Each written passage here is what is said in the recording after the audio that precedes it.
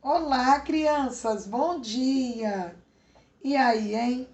Estão ansiosos pela experiência de hoje?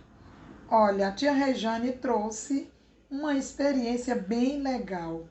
Hoje nós vamos conhecer os sons que a natureza tem. Que som é esse? Vem comigo! Vamos começar a nossa brincadeira. Que som é esse? Ouça com atenção esse som.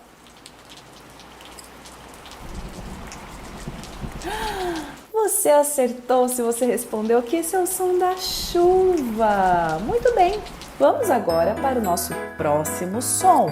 Presta atenção.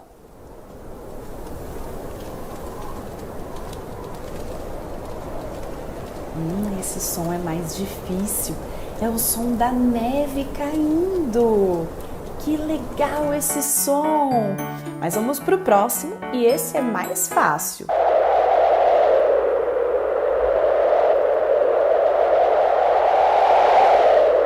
Você está certo se você disse que esse é o som do vento. É uma ventania. Você está indo bem até aqui. Vamos ver qual vai ser o próximo som.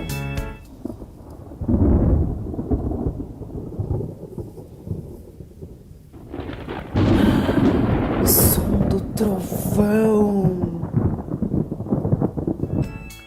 Vamos agora para mais um som. Preste atenção.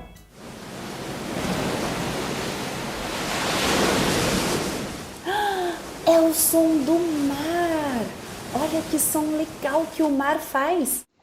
E então, crianças, quantos sons você acertou, hein?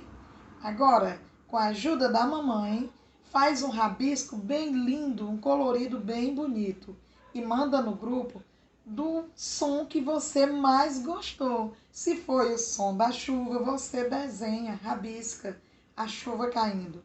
Se foi o mar, faz um colorido bem bonito do mar. E então, a tia vai ficar esperando no grupo, hein? Beijo e até a próxima!